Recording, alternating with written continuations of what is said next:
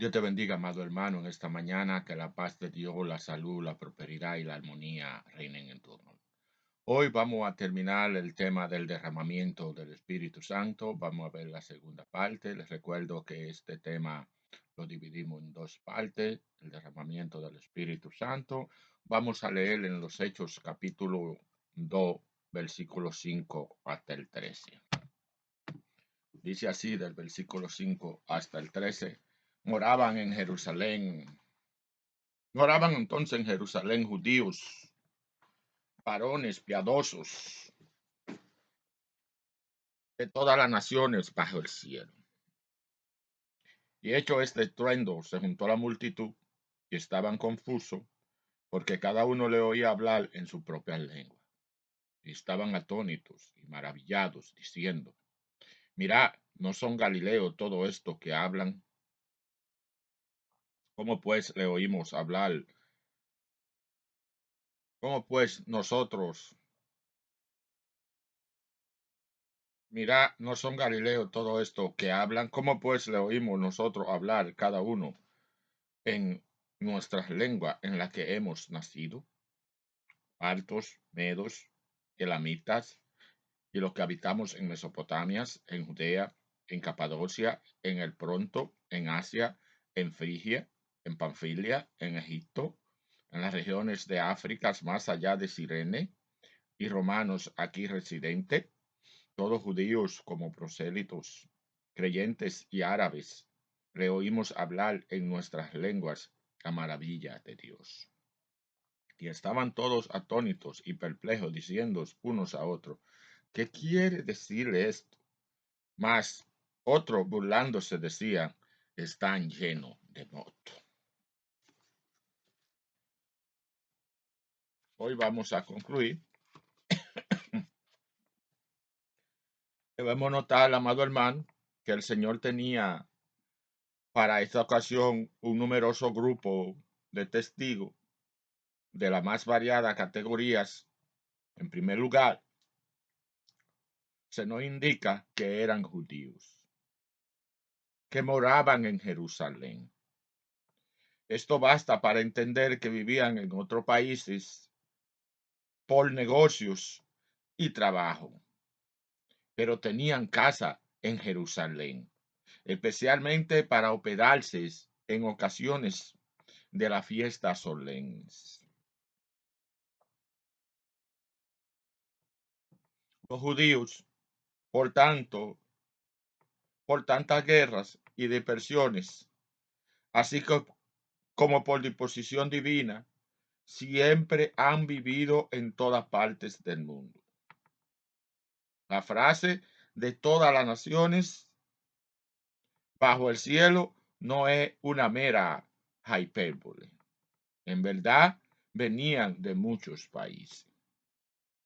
En el mismo versículo 5 se dice que eran varones piadosos. Estos celosos cumplidores de la ley y la costumbre de su religión habrían de ser los primeros testigos de la explosión pentecostal que lanzó a la iglesia a todo el mundo. Muchos de ellos se convirtieron en prisioneros del evangelio en distintos países. Estos acudieron principalmente a rodear la casa de los primitivos pentecostales por el estruendo que escucharon.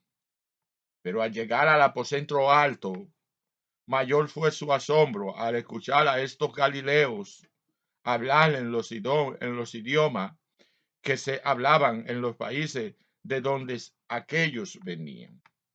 Cada uno les oía hablar en su propia lengua. Algunos han tratado de explicar este suceso, descartando lo milagroso, así como hoy muchos analizan la lengua que Dios da a los creyentes, dando distintas explicaciones. Dicen que son idiomas aprendidos, trabalenguas, jeringosa o práctica demoníaca. Sin embargo, nadie puede negar que las lenguas son un milagro divino.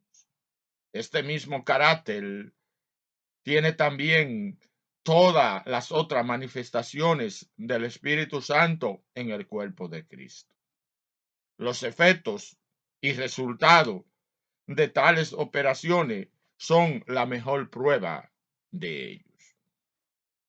Todos los milagros que Dios realiza entre su pueblo tienen un propósito y una razón de ser. Las lenguas fueron dadas y se siguen hablando, no para entretenimiento en la iglesia, ni para atraer a los curiosos. Tampoco las da el Señor para gloria de los que la hablan. Podemos señalar algunas de las razones por lo que el Espíritu Santo confiere esta facultad a los santos. Primero, la transmisión del Evangelio por este medio sobrenatural a los incrédulos y extraños. El versículo 7 indica que los que acudieron al aposento alto estaban atónitos y maravillados. Siempre que Dios va a hablar a alguien, anticipa un mensaje con algún hecho sobrenatural. Eso es evidente en cada uno de los milagros de la Biblia. Pablo explicó esta finalidad de el hablar en lengua, así que las lenguas son por señal, no a los creyentes, sino a los incrédulos, según Primera de Corintios 14:22. La segunda parte es la exaltación de la gloria de Dios. La conclusión inmediata de los espectadores fue que lo que oían venía de otra parte. No se originaba en esos sencillos discípulos de Jesús. No son galileos. Todo esto que hablan, esa fue la pregunta. No eran comerciantes o viajeros internacionales, ni habían estudiado las lenguas extranjeras. ¿Cómo pues le oímos hablar nosotros? ¿Cómo pues le oímos nosotros hablar cada uno en nuestras lenguas en las que hemos nacido? Según el versículo 8 de los Hechos 2. La tercera parte es la adoración y alabanza al Señor. Los de Samaria glorificaban a Dios en lengua, porque los oían que hablaban en lenguas y que magnificaban a Dios. Según Hechos 46. A los corintios se le explicó que nadie que hable por el Espíritu de Dios llama anatema a Jesús, y nadie puede llamar a Jesús Señor sino por el Espíritu Santo, según Primera de Corintios 12:3.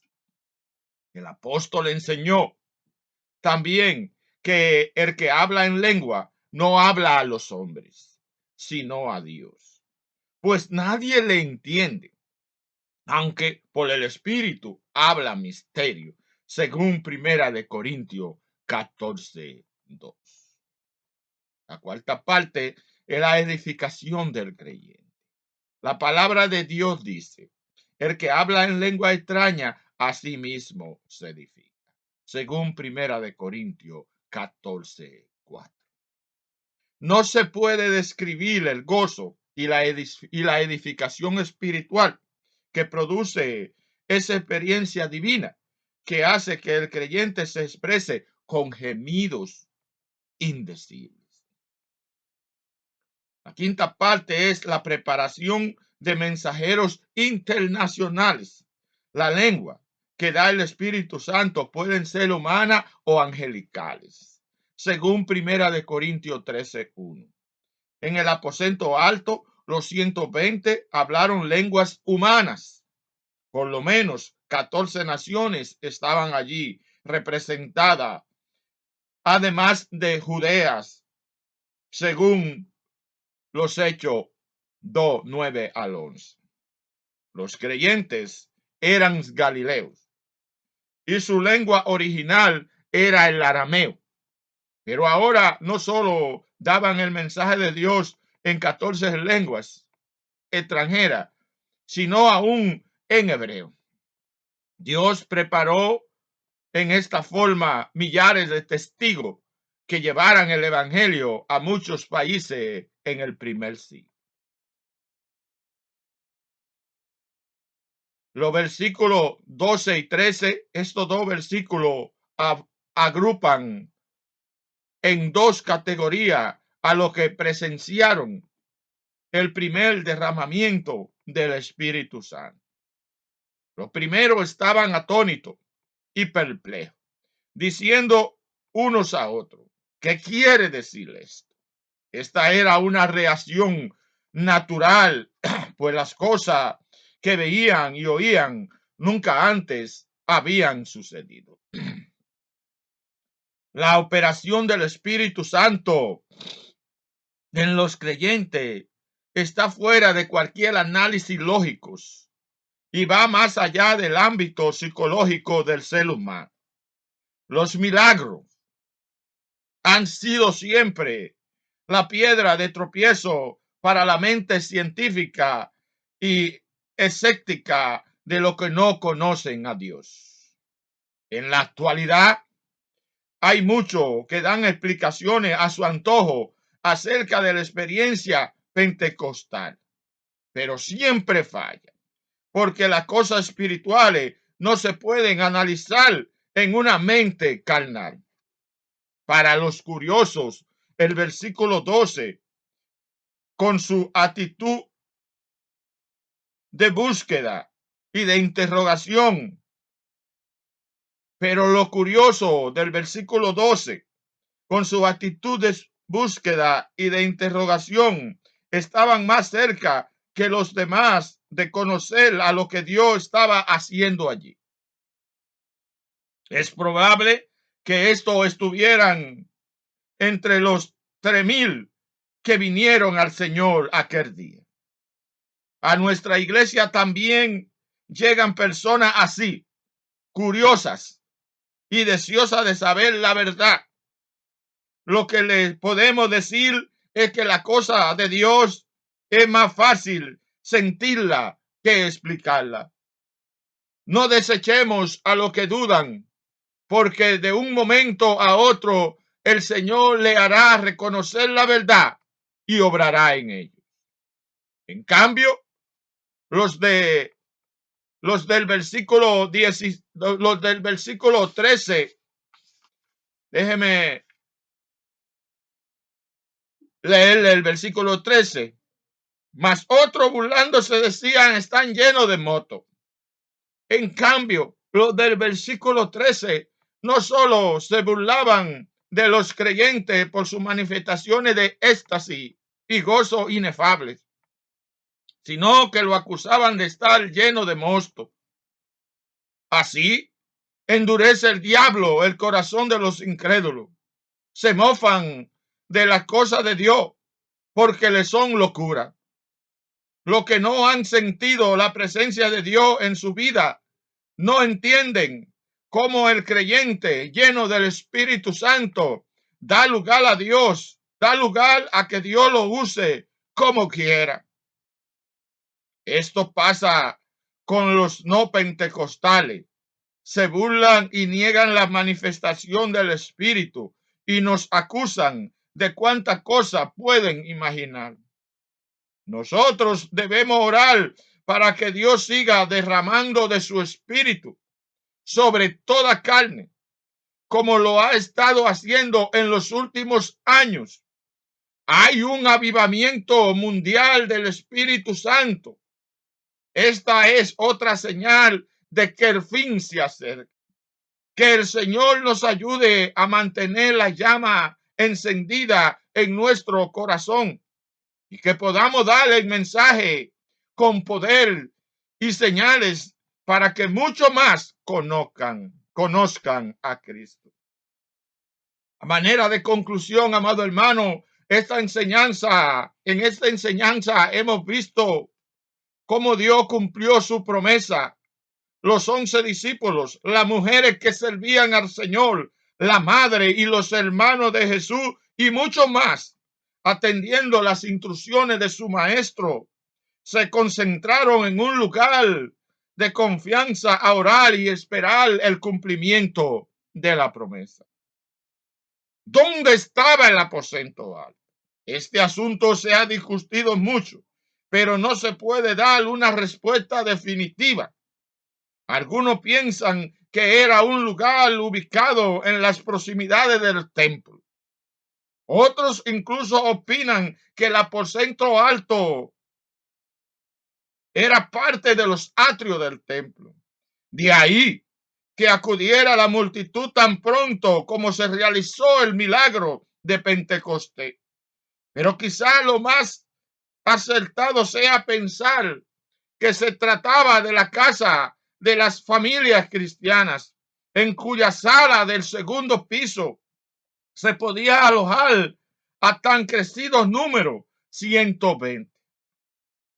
¿Por qué sucedió el día de Pentecostés? Aquí tendremos que dar la misma respuesta de Jesús en los Hechos 1:7. El tiempo, la hora, el momento en que Dios obra, nadie lo puede discutir. Eso queda a su sola potestad. Lo que podemos pensar es que el Señor quisiera ligar los bellos significados de esa fiesta judía al gran acontecimiento del aposento alto, o captar la atención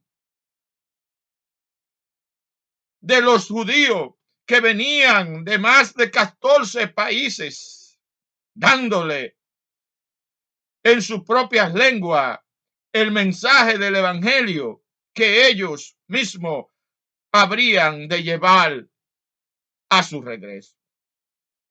Pero ¿cómo reaccionó la gente? No se podía esperar otra cosa.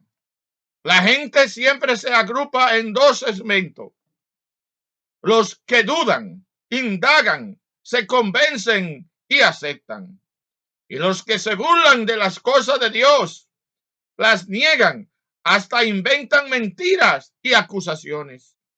Esto sigue siendo así. Hoy hay millones de creyentes en el mundo que disfrutamos de las copiosas lluvias del Espíritu Santo a través del gran avivamiento pentecostal. Pero también hay muchos que, apegados a sus tradiciones denominacionales y con prejuicios de distintos tipos, niegan que las bendiciones pentecostales sean para la iglesia de hoy. ¿Qué aprendemos de todo esto? La lección de hoy debe motivarnos a buscar, si no hemos recibido la promesa del Padre, confirmada y cumplida por Jesús a los primeros miembros de su iglesia en este mundo. De importancia vital es estar unánime junto, según el libro de los Hechos 2:1, y pedir con fe, según Lucas 11:13. Si el Señor ya está bendiciendo a nuestra congregación con la manifestación de su Espíritu, sigamos todas las instrucciones que se nos da en la palabra de Dios en 1 Corintios 12:14. Dios te bendiga, Dios te guarde, amado hermano. Esta ha sido la segunda parte del derramamiento, la segunda y última parte del derramamiento del Espíritu Santo. Esperamos que esta enseñanza haya sido de edificación para ti. Si está ahí y no has aceptado a Jesucristo como tu único y eficiente Salvador, hoy es el momento oportuno. Así que levanta tu mano ahí mismo y repite esta corta oración conmigo. Señor del cielo y de la tierra, en este momento te acepto como mi único y eficiente Salvador. Perdona mi pecado, borra mis rebeliones, inscribe mi nombre en el libro de la vida. Si has hecho esta corta oración, te pido que pase a una iglesia más cercana a tu hogar y te congregue en ese lugar. También queremos orar por ti. Si está enfermo, pon tu mano en tu parte afectada y oraremos por ti. Señor del cielo y de la tierra, en este momento vengo delante de ti, poniéndote a ese amigo, a esa amiga, a ese hermano, a esa hermana. Padre, no sabemos qué tipo de enfermedad tiene, pero tú la conoces. Te rogamos, Dios, que envíe un ejército de ángeles y tú vayas pasando tu mano sanadora sobre cada uno de mis hermanos y mis amigos, y sea cualquier tipo de enfermedad que tengan, el SIDA, del cáncer, del COVID, la presión arterial, problema de la boca, problema de los huesos, problema de los tinos, cualquier enfermedad que tengan. Señor, pasa tu mano sanadora sobre cada uno de ellos y déjalos sanos en el nombre de Jesús y por el poder de tu palabra.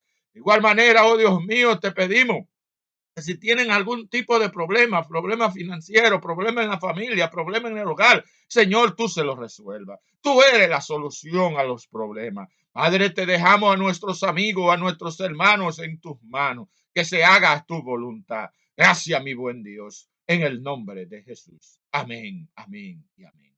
Dios te bendiga, Dios te guarde. Ha sido el hermano Félix Abreu, hoy con la última parte del derramamiento del Espíritu Santo. Dios te bendiga y que tenga un feliz resto del día.